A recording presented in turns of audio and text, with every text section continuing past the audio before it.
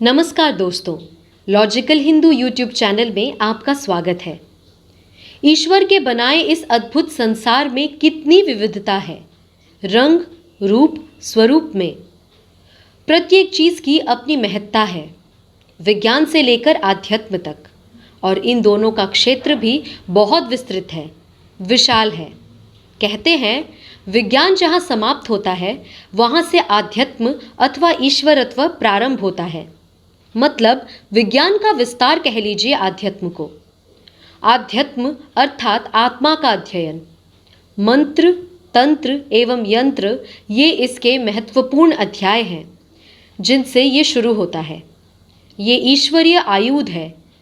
सतयुग में मंत्र से साधना होती थी, फिर तंत्र शास्त्र की रचना भगवान शिव ने की और फिर माँ कालिका को इसकी अधिष्ठात्री देवी बनाया। फिर तंत्र साधना अस्तित्व में आई। उसके बाद आज कलयुग में यंत्र ही सब कुछ है। ये भौतिक युग है। आज तंत्र विज्ञान का उपयोग लोग स्वार्थवश करते हैं। टोने टोटके, वशीकरण, मारण, मोहन, जाने और भी बहुत। तंत्र में जो स्त्री शक्तियां हैं बड़ी विचित्र है, तीव्र है। उसी में से एक होती है कर्ण पिशाचिनी। आइए मेरे साथ। शादी के बाद घर में पांडित्य कर्मों का माहौल मिला। ससुर जी हिंदी में पीएचडी और प्रवक्ता पद से रिटायर्ड हैं, लेकिन उच्च कोटि के ज्योतिषी एवं कर्मकांडी ब्राह्मण हैं। ससुर जी के पास बहुत से लोग आया जाया करते हैं, कुंडली दिखाने, क्या कराया जानने। उनको बड़ी उत्सुकता से सुनती समझती हूँ। मुझे रुचि भी बहुत है इन सब में। एक दूर की रिश्तेदार आई थी उस दिन घर।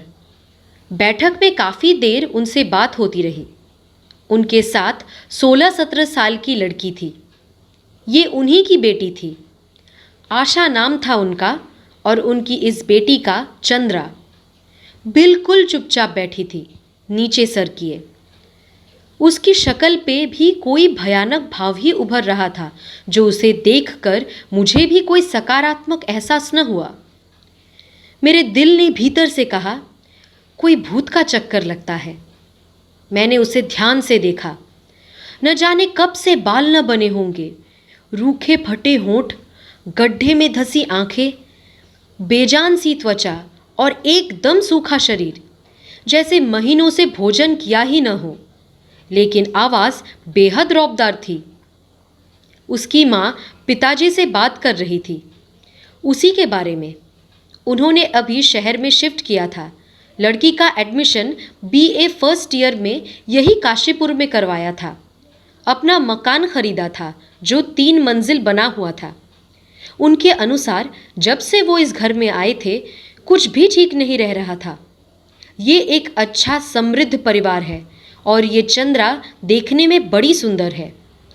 पहले तो मकान में जब भी रुके डर लगता था, आवाज़ें आती, मगर अब हद हो गई जब से लड़की हद से ज़्यादा बीमार हो गई।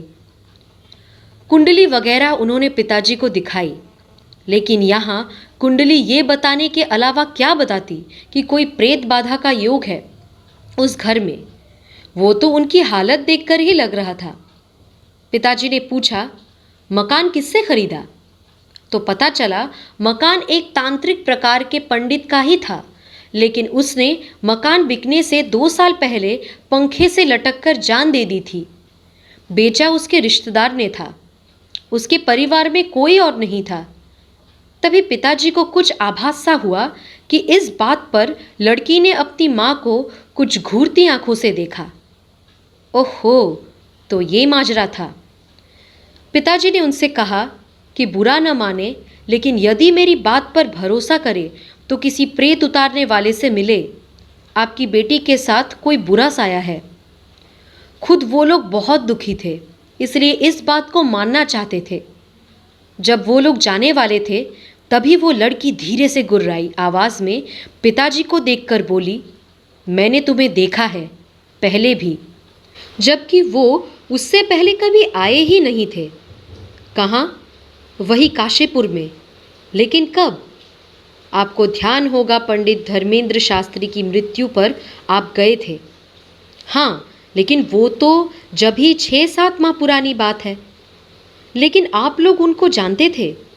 पिताजी ने उसके चाचा की तरफ देखकर कहा। उसने आवाज़ तीखी और तेज की और कहा, ये लोग नहीं, सिर्फ मैं। अच्छा, लेकिन तुम कहाँ थी? तब मुझे ये शरीर नहीं मिला था। मैं अपने घर में रहता नहीं था, बस आया जाया करता था। जब मैंने अपने शरीर को क्रोध के कारण छोड़ दिया था, मुझे बहुत पश्चाताप हुआ। इसलिए दुखी मन से मैं शमशान स्थित पाखड़ के पेड़ पर रहता था। वहाँ मेरे कुछ सिद्ध किए प्रेत भी रहते हैं, जो अब भी मेरी मदद करते हैं। वहीं से उस दिन मैंने आपको देखा था। उसने अपनी पहचान छुपाई नहीं, खुलकर बता दी। पिताजी समझ जिसकी वो बहुत शक्तिशाली है और निश्चित ही उसका कोई मनोरथ सद्य अधूरा रह गया है। मन ही मन सोचा कि फिर तो ये शास्त्रगत विधियों से मुक्ति के लिए किए गए उपाय को बिल्कुल स्वीकार नहीं करेगा। परेशानी जितनी बड़ा हो सकता है कि किसी की भी मृत्यु इस पे संभव है। इस कार्य में तो श्री राम भक्त हनुमंत ही सहायक हो सकते हैं। पिताजी ने उससे पूछा, आप विप्र हैं, आपने इस कन्या के शरीर को क्यों चुना? बोला, नहीं चाहता था, लेकिन अन्य कोई विकल्प नहीं था। ये लोग मेरे घर में रहते हैं और अब मैं इनके साथ। इस लड़की को छोड़ दो। नहीं नहीं नहीं, ये मेरे बहुत काम की है। पिताजी ने उससे बहस करना उचित नहीं समझा।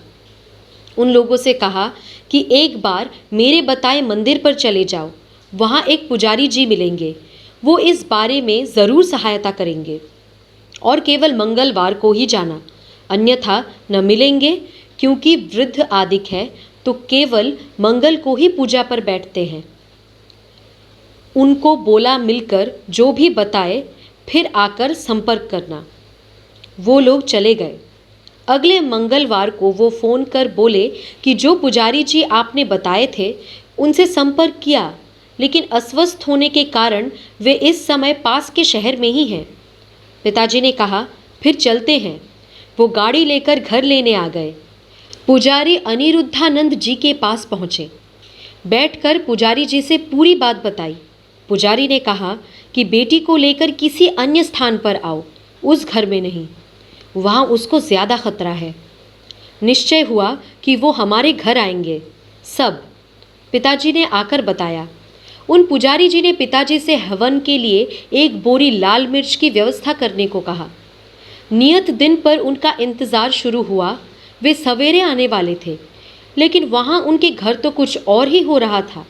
उस घर में उस आत्मा ने सपने सिद्ध प्रेतों को बुलाकर सबको परेशान कर दिया था। कोई शारीरिक पीड़ा से दुखी था तो अकारण गिर के लगी चोटों से, और वो लड़की तो ऊपर चढ़ चढ़ कर छलांगे लगा रही थी, दीवारों को पीट पीट कर हाथ घायल कर रही थी, बुरी तरह चीख रही थी। फोन पर आने में असमर्थ कहकर उसके पिता जोरों से रो पड़े। पुजारी जी ने बड़े असमंजस में हो गए, अब क्या करें? कुछ विचार कर बोले, ठीक है, मैं ध्यान पर बैठता हूँ, पता लगाता हूँ कि ये सब क्यों है। पुजारी जी हनुमान जी के बड़े भक्त हैं और बालाजी से नियम पूर्वक सेवकों को ले रखा है। सेवक मतलब वे आत्माएं जो बालाजी दरबार की शरण में हैं और दूसरों की सहायता के लिए नियुक्त है। श्री प्रेतराज सरकार द्वारा लगभग 1 घंटे बाद पुजारी जी बोले, बड़ी विकट स्थिति है। ये आत्मा एक तांत्रिक की आत्मा है जो कर्ण पिशाचिनी सिद्ध करना चाहता था।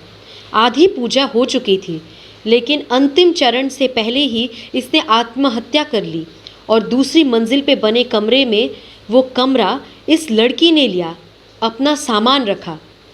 ये व्यसनी तांत्रिक लड़की को सम्मोहित करता है स्वप्न में और उसकी आत्मा को बिल्कुल निष्क्रिय कर देता है।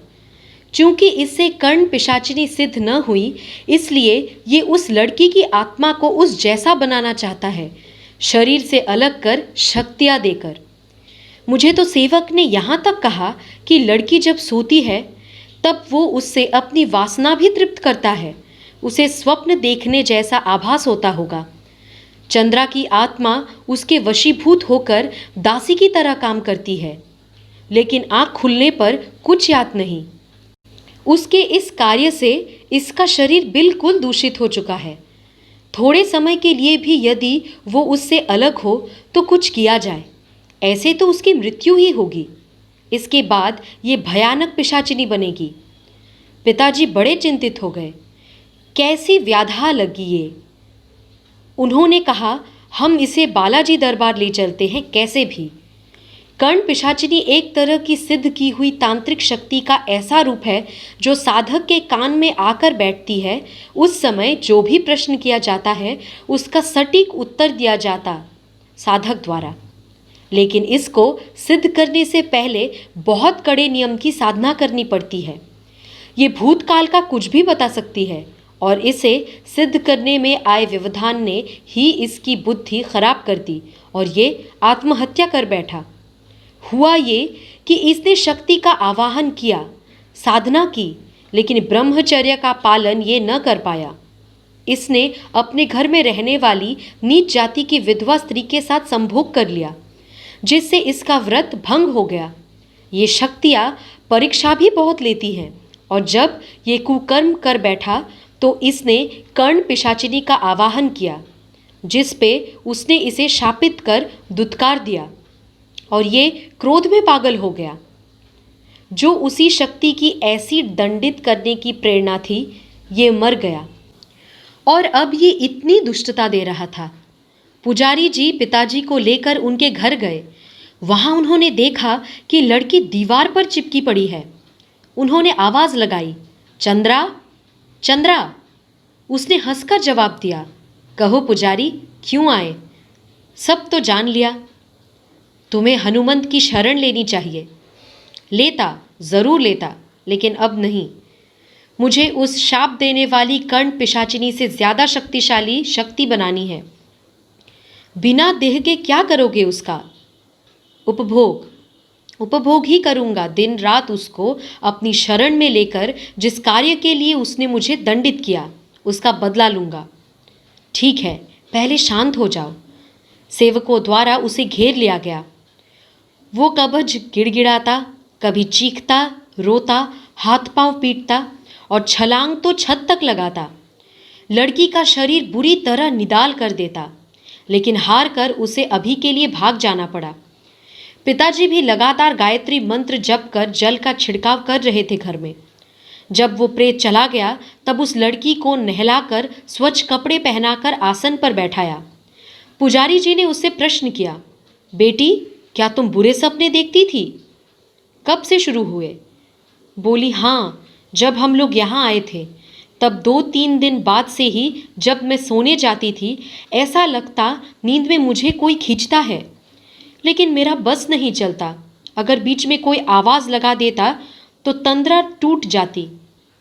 लेकिन फिर मैंने एक दिन एक पुरुष साये को अपने बहुत पास महसूस किया।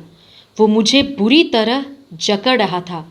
मैं जाकर भी विरोध नहीं कर पा रही थी और उसने मेरे साथ वो सब कुछ किया जो एक स्त्री पुरुष के बीच होता है। जब मेरी आंख खुली तो मुझे आत्मग्लानि हुई कि इतना गंदा सपना क्यों देखा आज। सर में बेहद दर्द और शरीर में अकड़न हो रही थी, लेकिन मैंने इसे एक सपना ही समझकर भूल जाना चाहती। लेकिन फिर ये बार बार होने लगा, रोज़ ही। नहीं सोती फिर भी नींद आती और नींद में यही सब। बहुत रो रही थी अब वो। इस पे मेरा कोई जोर नहीं चलता। मैंने कोई मंत्र कुछ भी पढ़ूं, कोई फर्क नहीं। और धीरे धीरे बीमार हो गई हूँ। शरीर बेजान और खोखला है और अब तो जब वो बहुत पास आता है मैं जैसे खुद ही तैयार हो जाती हूँ इस सब के लिए। मैं उसकी बात मानती हूँ। जब उसका प्रभाव न हो तब मुझे सब पता चलता है कि कोई बुरी आत्मा है। वो हाथ जोड़कर रोने लगी, ज़ोर ज़ोर से। पुजारी जी, मुझे ठीक कर दो, मुझे उससे बचा लो। पुजारी जी ने उसे चुप कराया, गंगा जल पिलाया और आज न दिन में न सोने को कहा। पिताजी को उन्होंने घर आने की अनुमति दे दी। वो बोले, मुझे यहीं रुकना पड़ेगा अब लगभग सप्ताह भर। उन्होंने अगले दिन हवन किया, लाल मिर्च की आहुतियों से, लेकिन बिल्कुल धांस न हुई। ताज्जुब की बात थी। फिर 27 नींबू उस लड़की के ऊपर उसार कर काट कर चौराहे पर फेंकवा दिए। उन्होंने लड़की को 3 दिन तक सोने नहीं दिया। अब कुछ राहत हुई। उन्होंने बालाजी दरबार ले चलने का निश्चय किया। किराए पर एक गाड़ी की चंद्रा के चाचा, पिता एवं माँ को साथ लेकर पुजारी जी ने ये यात्रा शुरू की। गाड़ी घर से निकली थी तब तक चंद्रा शांत थी, लेकिन जैसे ही मैं रोड पर आई उसने चीखना शुरू कर दिया। गाड़ी के दरवाजे पीटने लगी। पुजारी जी ने कहा, तुम अब हनुमान जी के सामने ताकत दिखाना, यहाँ नहीं। इतना सुनते ही उसने पुजारी जी जो उसके आगे वाले सीट पर बैठे थे पीछे से गला पकड़ लिया पूरी ताकत से। पुजारी छटपटा गए। अरे अरे, ये क्या कर रही हो? पिता और चाचा ने उसकी पकड़ से पुजारी जी को छुड़ाने की कोशिश की, लेकिन एक प्रेत की ताकत का अंदाजा लगाना कठिन था। दोनों के पसीने छूट गए। गाड़ी रोकी गई। जैसे तैसे पुजारी जी को छुड़ाया। पुजारी जी ने कहा, जा, कहीं गाड़ी मत रोकना, ये तो यही चाहता है हम वहां न पहुंचे। जोर जोर से हनुमान चालीसा पढ़ना शुरू कर दो सभी, जब रुकना नहीं चाहिए। वो चीखती रही, हूँ की आवाज़ निकालती रही। हनुमान जी को गालियाँ देती रही। कभी किसी को नोच रही थी तो कभी दांतों से काट रही थी। लगभग शाम के 5 बजे सब दरबार पहुंच गए। शाम की आरती के बाद प्रेत शांति का उपाय शुरू कर देंगे, कहा पुजारी जी ने। चंद्रा को हाथ पैर बांधकर कमरे में बंद कर दिया गया था। स्थान के सकारात्मक प्रभाव से वो यहाँ निढाल भी थी। बस पानी मांगे जा रही थी, आंखें तो खुली ही न रही थी। शाम को आरती हुई। उसके बाद हनुमान जी की मूर्ति के सामने उसे ऐसे ही बांध कर लाया गया।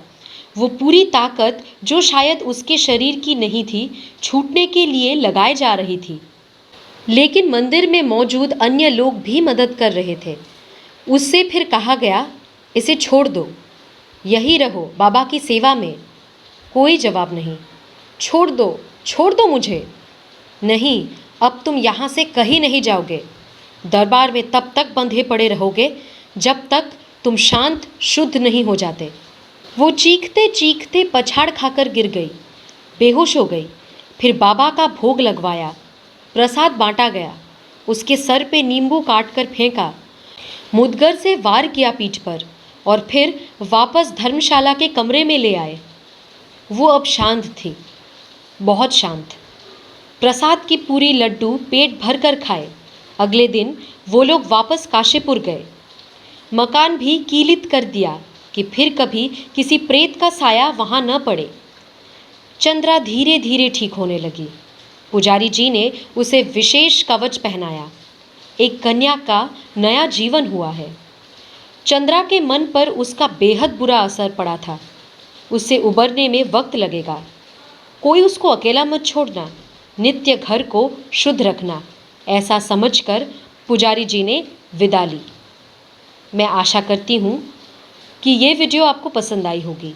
हमारे चैनल को सब्सक्राइब कीजिए। धन्यवाद।